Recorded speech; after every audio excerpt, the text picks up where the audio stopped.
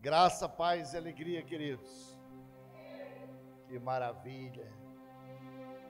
Amados, hoje nós estamos finalizando a nossa série O Paraíso Perdido, lá em Gênesis capítulo 3. Queria que você abrisse ele aí novamente. E hoje a gente vai encerrar essa nossa série que a gente vem trabalhando. Espero que vocês possam ter aprendido muito com ela, para tirar aquele estigma nosso de que um dia alguém falou alguma coisa e você entendeu de uma maneira, agora você pode dizer, não, agora eu já aprendi um pouco mais sobre essa situação. Talvez não tenha esgotado, e jamais a gente vai esgotar isso, mas aprendemos um pouco sobre a queda do homem. E o versículo que nós vamos ler hoje é o versículo de número 7.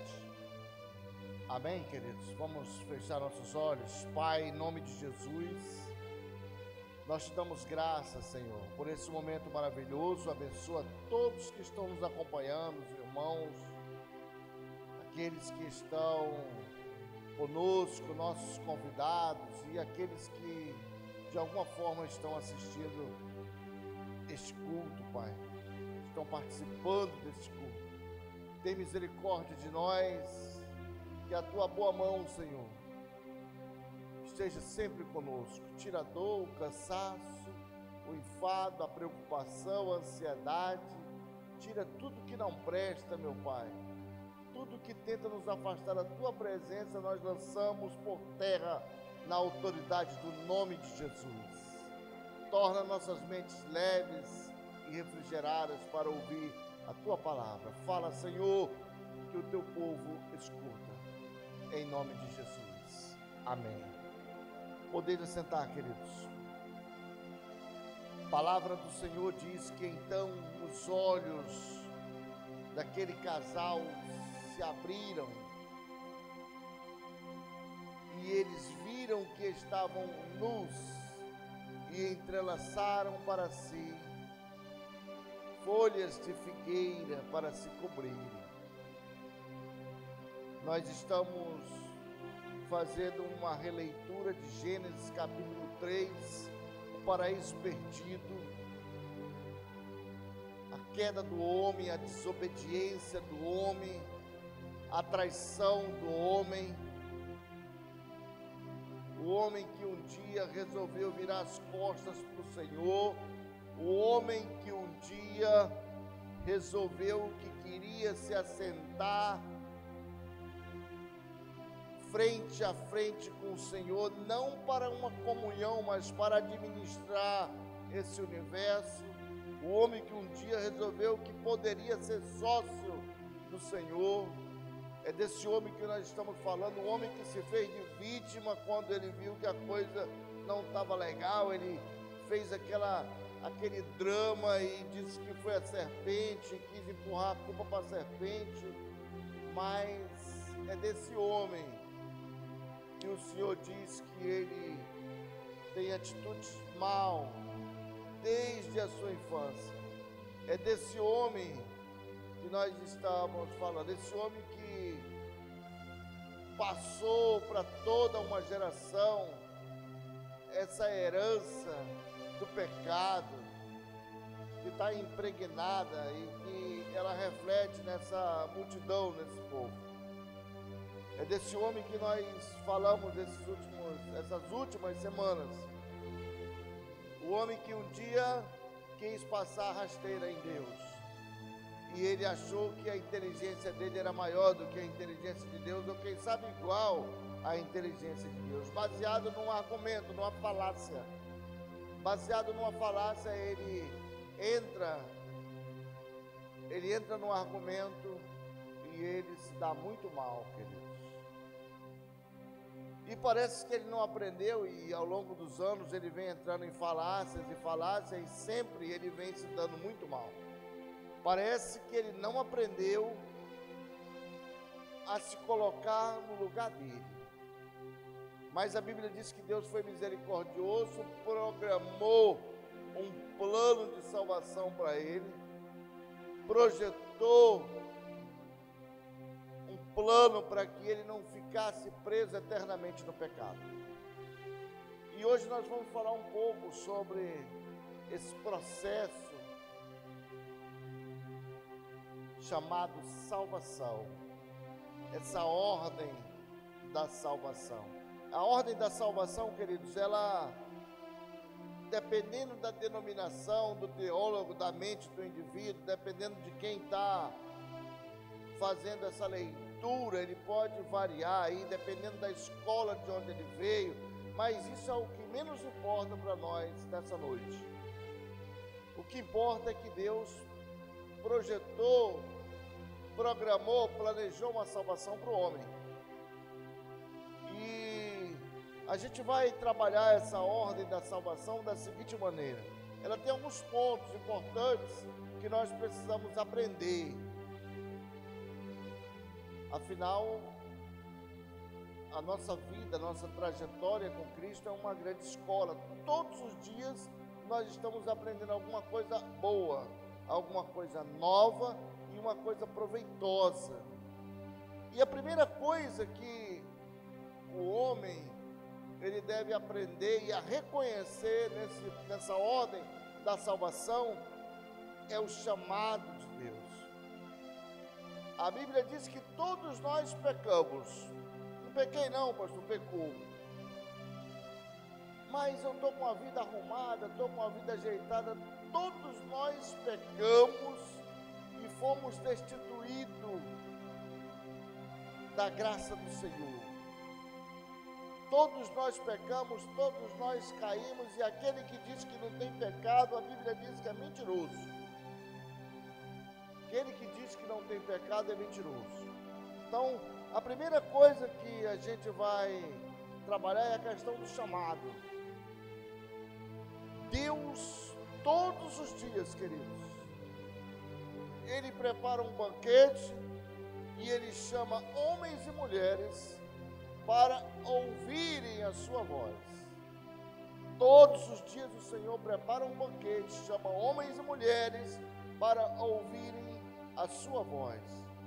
Alguns pastores, alguns teólogos vão chamar isso de eleição, vão afirmar que somente aqueles que o Senhor um dia projetou e planejou salvá-los é que Ele vai chamar. Mas nós cremos, queridos, que o Senhor chama todos a um arrependimento, todos. E a Bíblia diz que o Senhor anseia em ter essa comunhão com o homem novamente.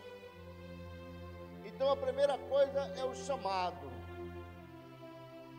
E você pergunta, como esse povo será chamado se não há quem seja enviado?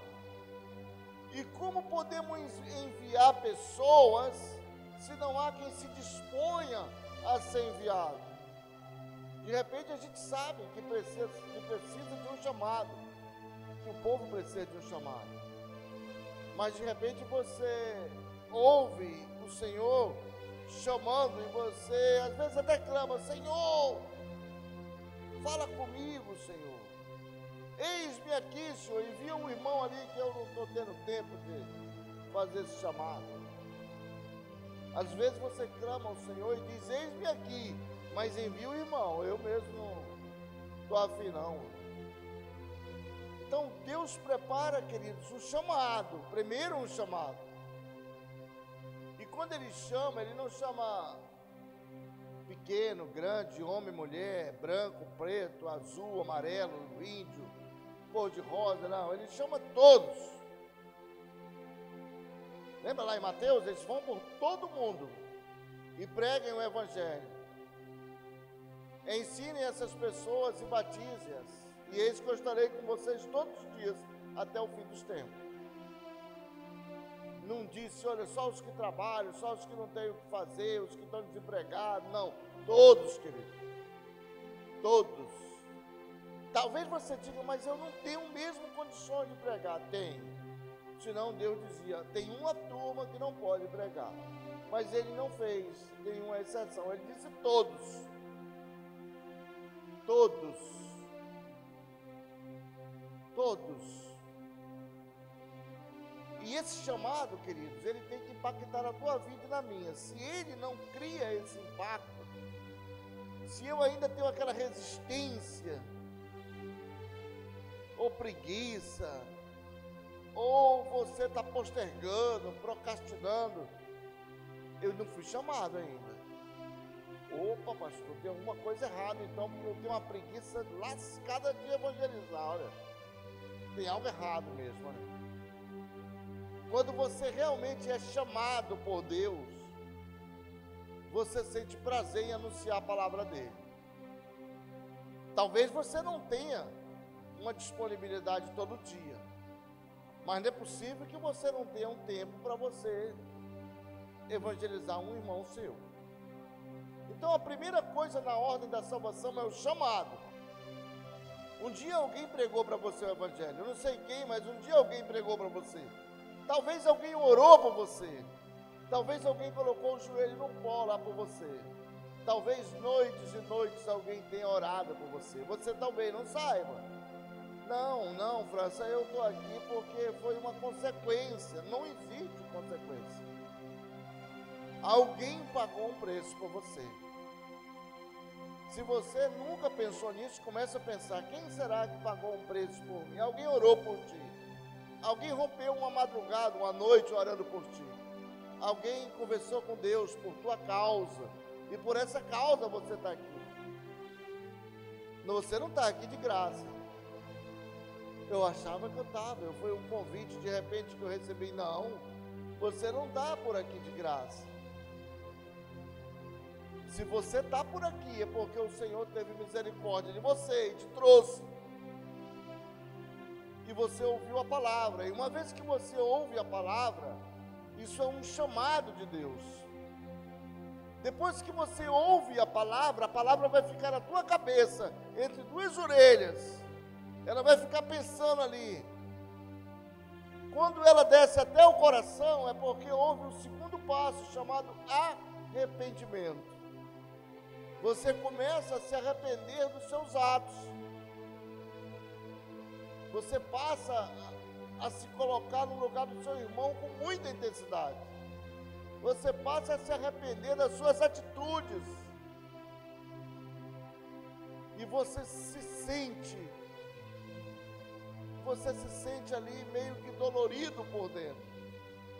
Por tantas coisas que você fez que não deveria ter feito. Eu não sei se você já teve essa sensação. É bom você começar a fazer um autoexame. Ô Francisco, eu ainda não tive essa sensação não, mas ora a Deus. Porque talvez você esteja no chamado ainda. Vai partir o arrependimento e vai bater aquele arrependimento mesmo tremendo. E o arrependimento não é aquela sensação de culpa que causa o remorso, não. Ali não é arrependimento, não. Ali é só uma maquiagem. O arrependimento, ele provoca mudança. E você vai mudar. Vai mudar porque o terceiro passo, o Senhor vai te justificar. Lembra que no passado o Senhor falou para Jeremias que o povo que tentava se justificar, eles não passavam de trapos de imundícia. Tem uma turma que você quer falar com ele e ele fica se explicando muito, mas não justifica nada. Ele fica se explicando, mas não justifica. E ele acha que aquilo ali está justificando ele. Então ele vai passar por esse próximo passo, que é a justificação agora pela fé. Porque por ele mesmo não dá. Cristo vai justificar ele pela fé, para que ele possa cair na graça do Senhor, porque a nossa salvação, queridos, ela é pela graça mediante a fé. Isso não vem de nós, para que a gente não fique cheio de orgulho, mas é um dom de Deus. Então o processo é isso aí, justificação pela fé. Você crê que agora você é uma nova criatura. Você já se arrependeu, teve um encontro com Deus, já se batizou. Ainda não, pastor, ainda não me batizei. Não faça isso. procure os irmãos, vamos batizar, vamos fazer esse batismo abençoado. Vai fazer o batismo, pastor, preciso batizar, preciso casar, preciso arrumar a minha vida. Está toda bagunçada, pastor. Não tem problema não. Vai arrumar a vida todinha. Passa a ser um homem justificado agora pela fé, está na graça do Senhor. O salmista disse: agrada-te do Senhor, e Ele satisfará o desejo do teu coração.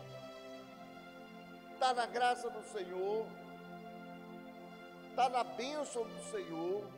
Agora você vai entrar num outro processo chamado santificação. O Senhor disse: seja santo, como eu sou santo. Sede santo, como eu sou santo. E esse processo, queridos, é aquele que você está na luta. Jesus, ele ora, lá em João 17, diz: Pai, está aqui os homens, dos que o Senhor me deu, nenhum se perdeu, senão o filho do diabo. Agora eu peço por ele, eu rogo por eles, não para que o Senhor os tire do mundo, mas livre-os do mal. Essa foi a oração de Jesus. Significa que nós ainda temos um trabalho nesse mundo a cumprir. E é esse processo chamado santificação. Agora, tudo que era porcaria você deixa de lado. Diz: agora eu vou procurar me santificar na presença do Senhor. Se eu roubava, não roubo mais. Se eu entrava na prostituição, já passou esse período. Se eu aprontava, não apronto mais. Se eu dava cano lá num camarada ali da mercearia, já não vou dar mais cano no camarada da mercearia.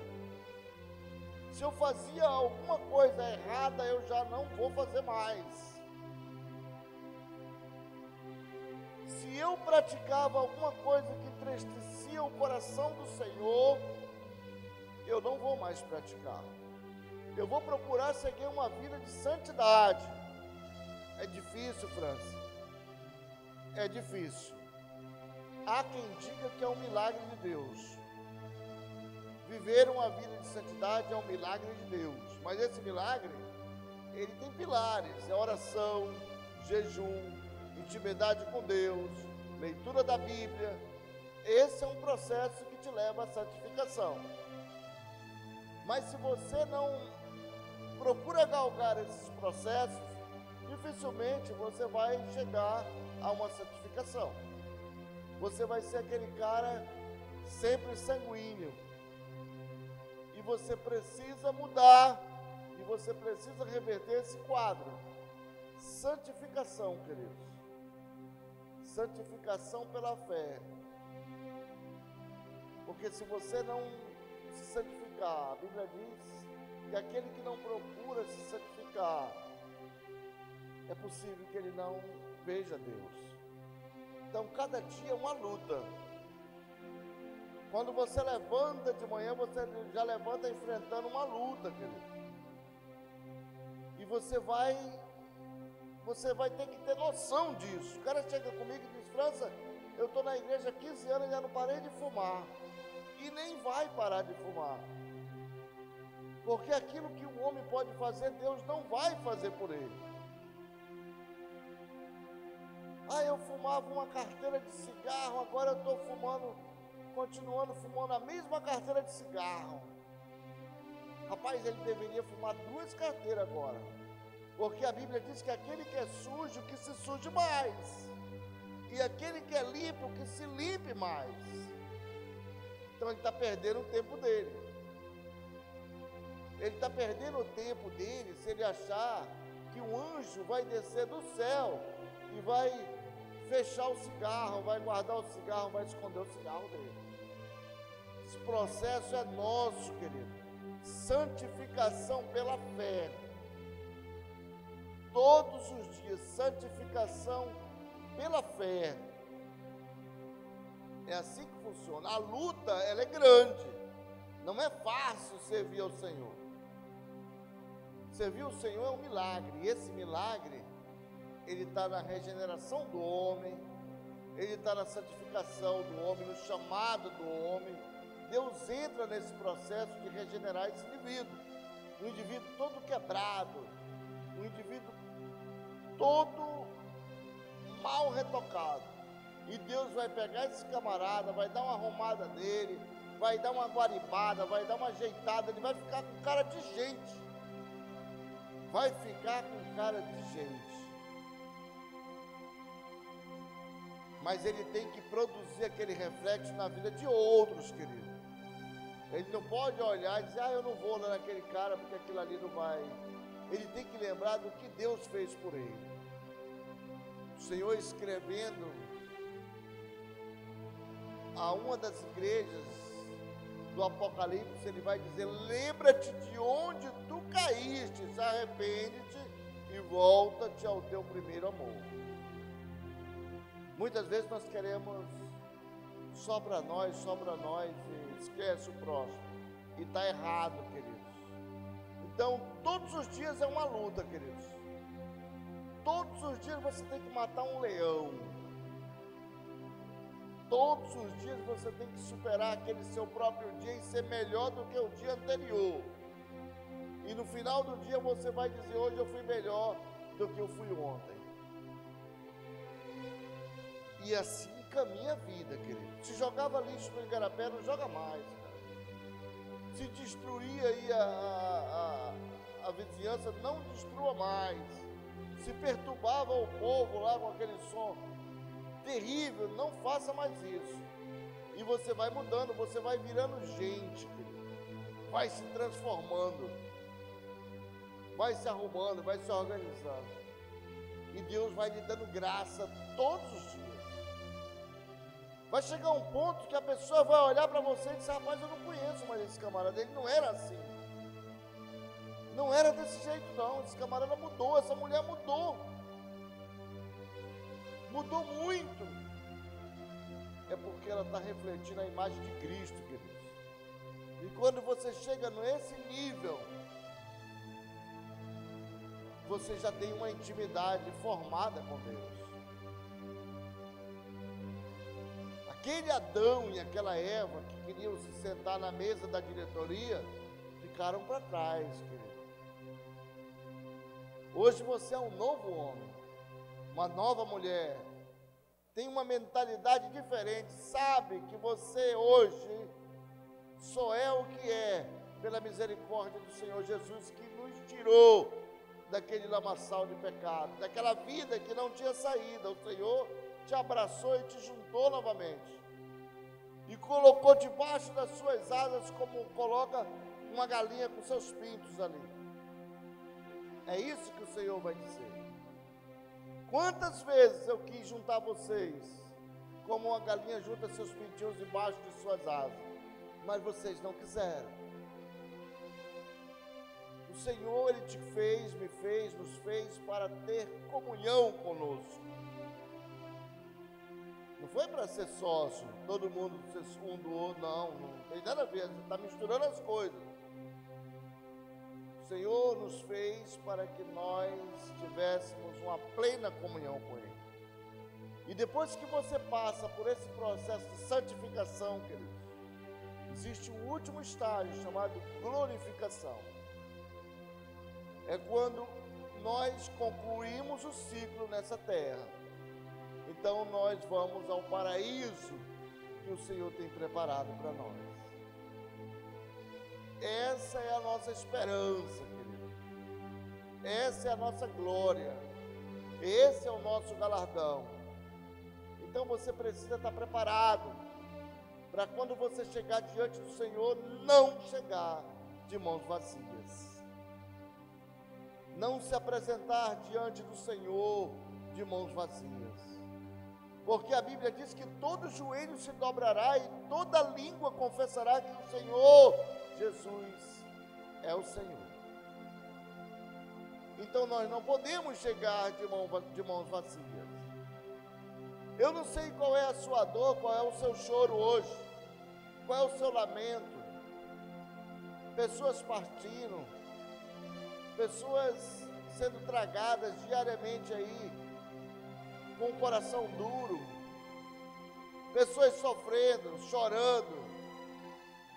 Eu não sei qual é a tua luta, mas uma coisa eu sei, a Bíblia diz que naquele dia o Senhor enxugará toda lágrima, e não haverá mais morte, não haverá mais sofrimento, não haverá mais dor.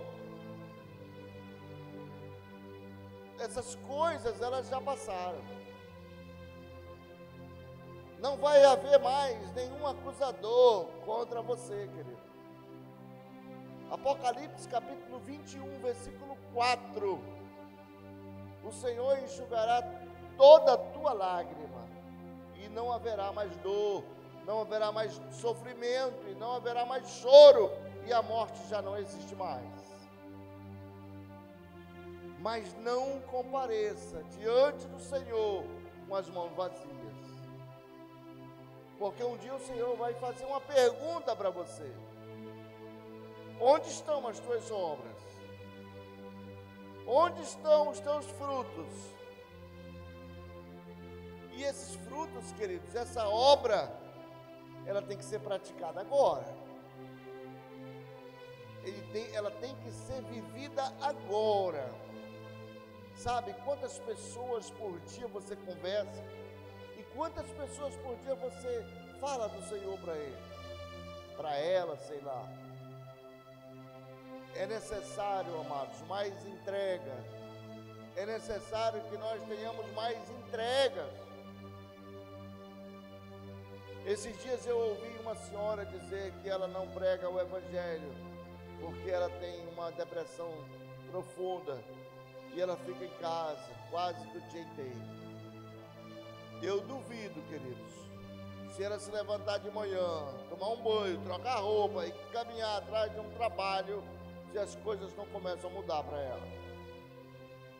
Não vai haver depressão, querido, dentro de um ônibus desse lotado. Não vai haver depressão numa caminhada, jamais. Não vai haver depressão em entrevista de emprego e em um desafio. Muitas vezes você pode até achar que tem uma depressão, mas quem sabe você não está sendo vítima de uma opressão do inimigo, do adversário, que te quer ver lá embaixo, que ele quer ver você sempre para baixo.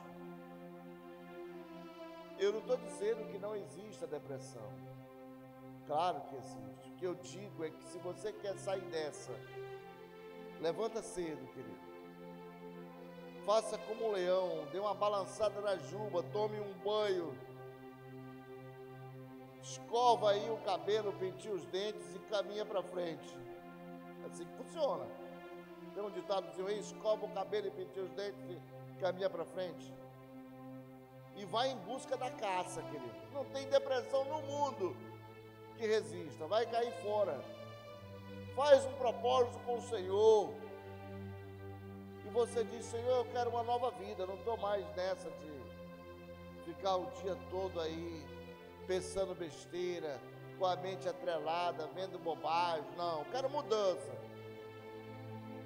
Quero mudança. Talvez o Senhor está te dando uma cutucada para você dar uma sacudida e dizer: eu quero mudar de vida. Quero ajudar o meu próximo, quero aprender a servir alguém, quero poder servir alguém. Quero ser útil para essa sociedade, porque eu tenho certeza que um dia o Senhor vai te perguntar: onde estão as tuas obras? E o que tu tem feito por elas? Então, queridos, que você possa refletir nessa palavra. E leia a Bíblia, se apegue com essa Bíblia, leia ela todos os dias. Coloca ela ali embaixo do travesseiro, em cima da mesa. Leia a Bíblia, queridos. Porque eu tenho certeza que o Senhor tem planos e mais planos para você. Deus só vai caminhar com você até onde você querer. Ele não vai te levar além daquilo que você não quer. Mas se você quiser, você vai caminhar muito com o Senhor, desde que você queira. Que Deus te abençoe e que o Senhor volte o seu rosto para você e lhe dê paz, saúde, prosperidade.